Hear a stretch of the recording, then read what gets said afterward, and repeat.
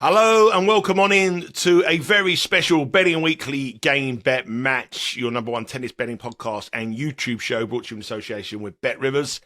It is our Australian Open men's singles final. I'm your host, Nigel Seeley. Before I introduce you to Sean Calver, our senior ATP Tour handicapper, please hit the subscribe button. It's been a great tournament, lots of new subscribers, lots of great content here on the channel, and we want to convert that into subscribers. So please hit the subscribe button, join us, and you'll be notified of every time any bit of content drops here on one of the fastest growing sports betting YouTube channels. Good morning, Sean. What a day yesterday. What a day of tennis action. Semi-final action was incredible. Well, I tell you what, the tournament needed it, didn't it? I mean, up till then, up till yesterday, it was probably one of the most forgettable slams I could think of. I mean, a lot of them have been forgettable, but this one in particular was... there was nothing, was there? I think that was and then all of a sudden there was two 5-set matches, two absolute epics in the same day. But I think they were the first 5-set matches on Rod Laver of the whole tournament. I think that's correct. So it kind of burst into life, didn't it? The Alcaraz one we thought was quite incredible, and then obviously, Novak Djokovic after that as well. It's the tournament can thank its lucky stars for those two matches, because otherwise it would have gone down as the most meh slam you could think of in recent times. But yeah, it burst into life yesterday. Incredible scenes. Yeah, the first match, we obviously cashed a ticket there, over 36.5 games, and Alcaraz to win, but we were quite fortunate. We were talking about having a bit of bad luck. We were quite fortunate. It was Zverev choking, serving to win the match, but I suppose you can call it choking, but Alcaraz raised his level to a different... He wasn't going to get beat, was he? It's the same old with Zverev, though, isn't it? Even before that, first of all, Alcaraz should have won it 3-0, and then he just started cramping. The only thing that stopped him from winning 3-0 was the cramping.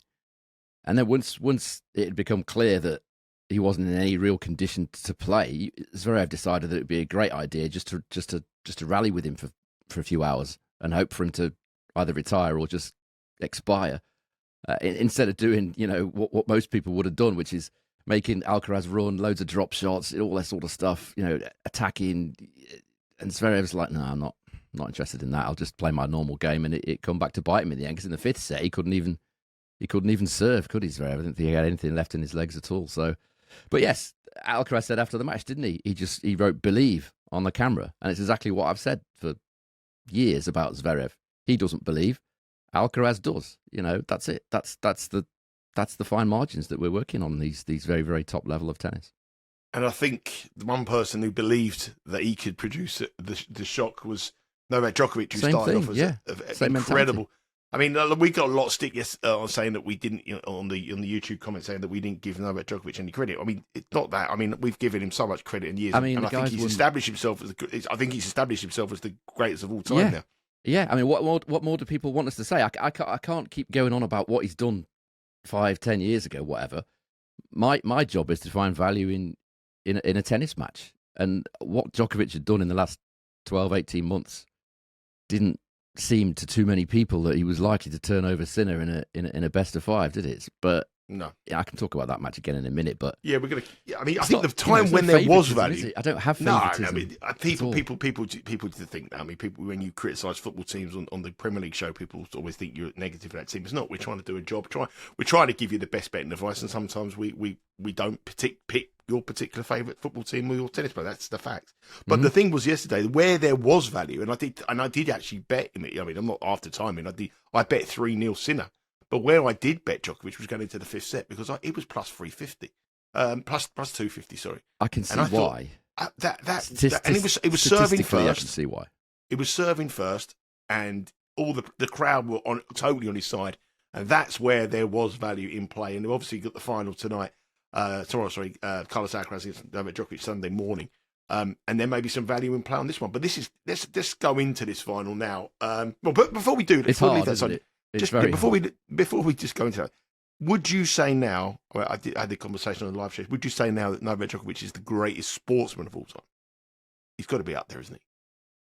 Now I'm thinking about all the great sportsmen that have happened in the last 50, 100 years.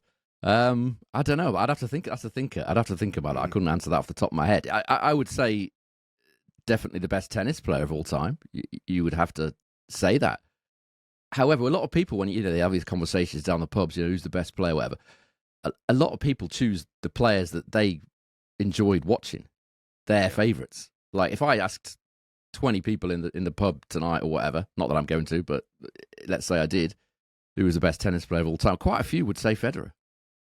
Quite a few would say Federer. Not because of he's won the most or whatever. Obviously, he won a ton, but because they loved watching him play and he was their favourite. But if you're looking at it kind of objectively, you would probably have to say Novak Djokovic. Yeah, as far as tennis is concerned, sport, I'd have to think about that. I think the longevity of him and the fact that what he's done over a long period of time makes you a standout greatest player. If you can keep going that, and what he just did yesterday. What he did yesterday? Arguably one of his best, for me, was his best performance of, and he served incredibly well. Let's have a look at the final. This is the most eagerly anticipated final. An interesting one, obviously, because both of them must be running on fumes. If it's played. Really. Yeah, I mean, tell us first of all what your thoughts coming in before we look at the odds. I mean, the trends, the statistics. Anything that the weather, what have you got? I mean, it's going to be late at night. It's late at night, so the weather shouldn't be a forecast. The weather shouldn't be an issue. It's going to be a cool day anyway in Melbourne, 19 degrees. So it's going to be slow conditions because it's a night match, isn't it? So cool day anyway, no sun on the courts. Not that the sun gets on Rod Laver much anyway, but yeah, slow conditions. What else do you want me to? Well, no, I mean, that was being. It starts at Sunday, 3:30 a.m. and these are the odds. Carlos Alcaraz is minus 335. Novak Djokovic plus 255. Spread here is 4.5, and the total here is 38. If we look at the head-to-head between the two, it's very, very evenly matched. 5 wins apiece.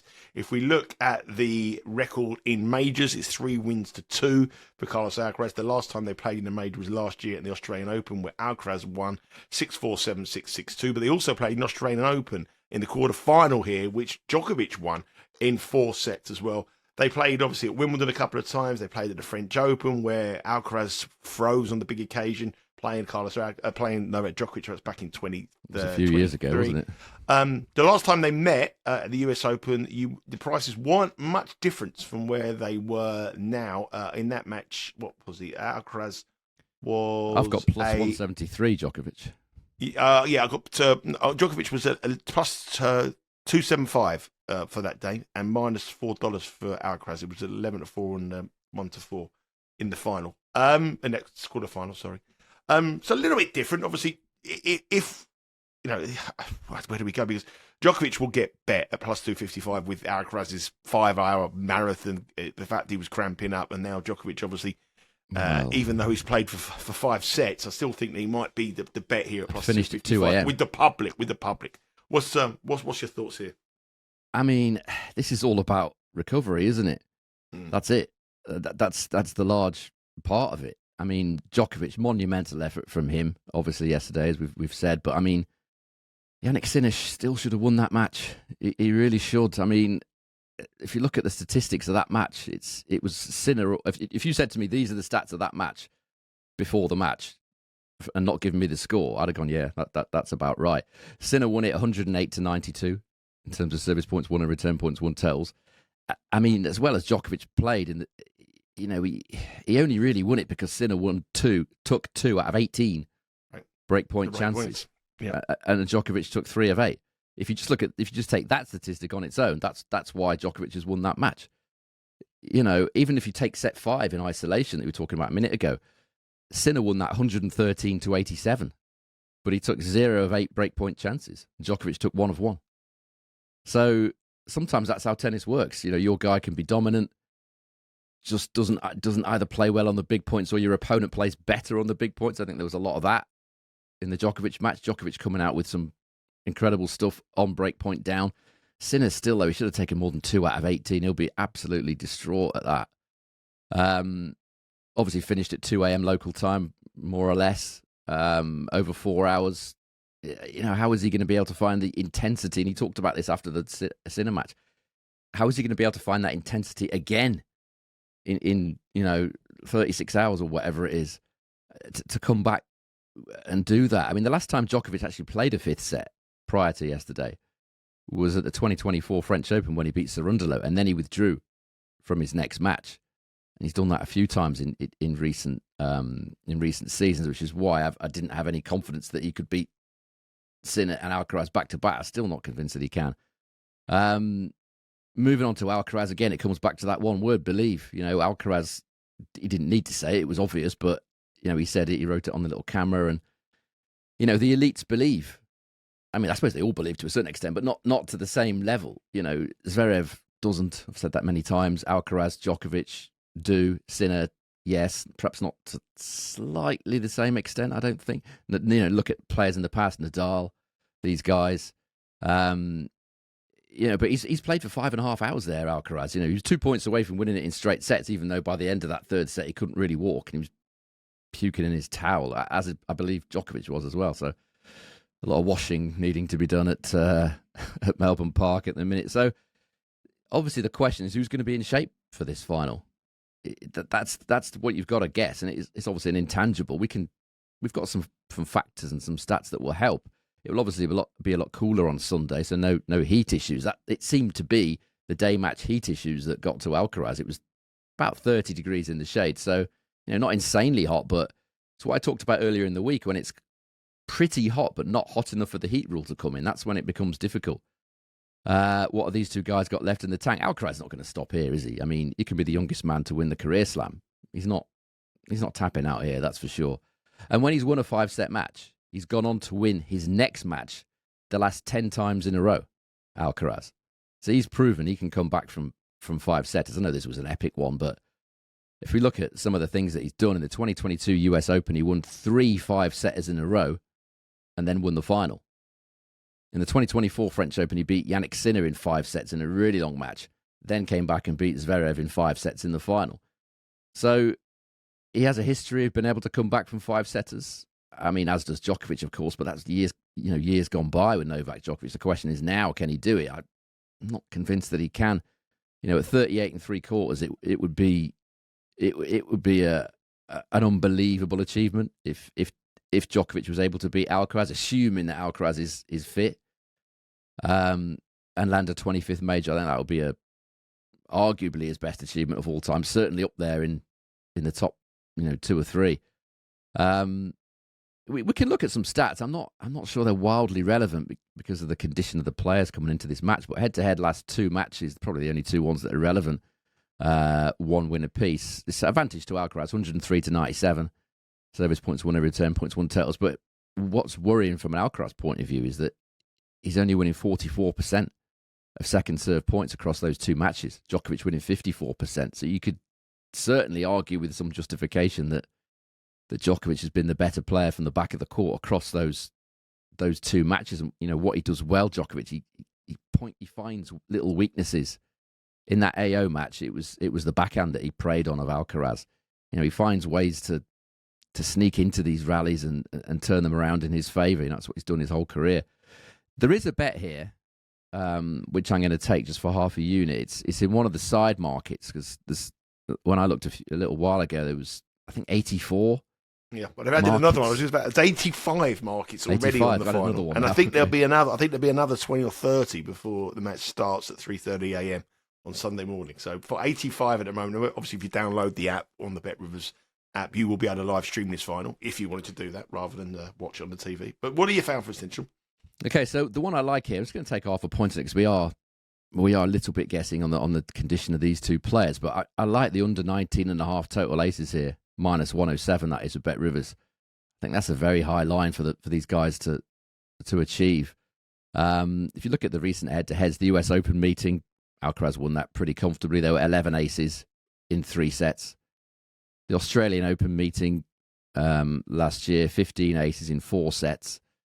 Wimbledon meeting on the grass, 13 aces in 3 sets. So it's roughly 4 aces per set in total between these guys in their last 3 Grand Slam meetings. So even if you're saying this is going to go 5, the most you think they would get is 20, but there are other factors as well. You need to have big energy in your legs to push off and serve big, which doesn't seem likely that they'll be able to do that even if this goes to 5 sets. They're not going to be able to have that energy. Certainly Djokovic, probably Alcaraz as well. If this goes long, the longer it goes, the weaker they're going to get. And if you look at that Alcaraz-Zverev match from yesterday, there were only 2 aces in that 5th set. Zverev was banging down 5, 6, 7, 8 per set in the other sets. By the time it got to a 5th, 1 ace each. So that even if this match goes to 5 sets, which it doesn't seem that likely, it's difficult to see 20 aces being hit, as well as the fact that you've got two great returners. Djokovic probably the best returner of all time, as well as the fact that it's going to be cool conditions. It's a cool day. It's a night match, slow conditions, great returners. It doesn't seem likely to me that you're going to get more than 19 aces here. So I'm going to take half a unit on under 19.5 total aces at -107. I think the others are difficult, like match totals, all that stuff. You just don't know what condition these guys are going to be in. I think it's a difficult one to bet at all because of the way that, we're just guessing how these guys are going to shape up, particularly Djokovic. Although, Alcaraz as well, 5.5 hours. So I think that's the way to play it. I think it's going to be a small bet, obviously, because we're not sure about their condition. But out of all those 80-odd markets, I think that's the one that stands out for me.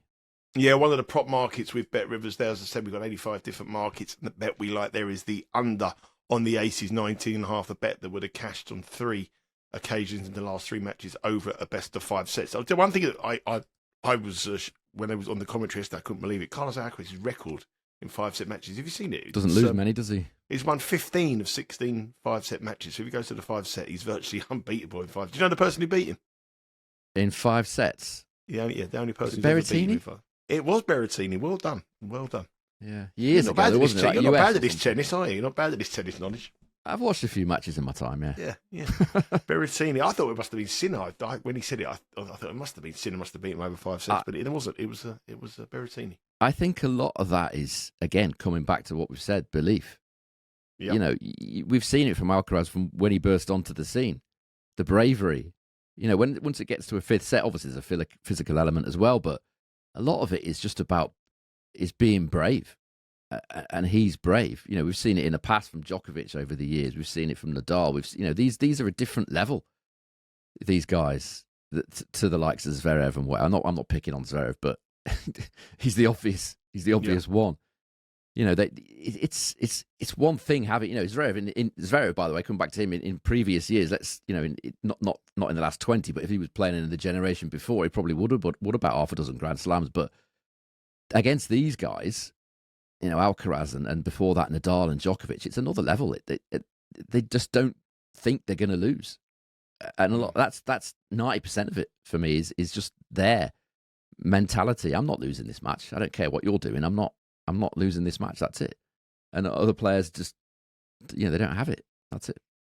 Yeah, Djokovic's record over 5 sets not bad either. 41 wins, 11 losses. So they've both got exceptionally 5-set records. There is a kind of thought process to me though. Before we sign off here, I just think that there could be a burnout factor from either player. Either Alcaraz could cramp up, or Djokovic could just completely run out That's legs. possible. Again, that's another thinking of the under aces.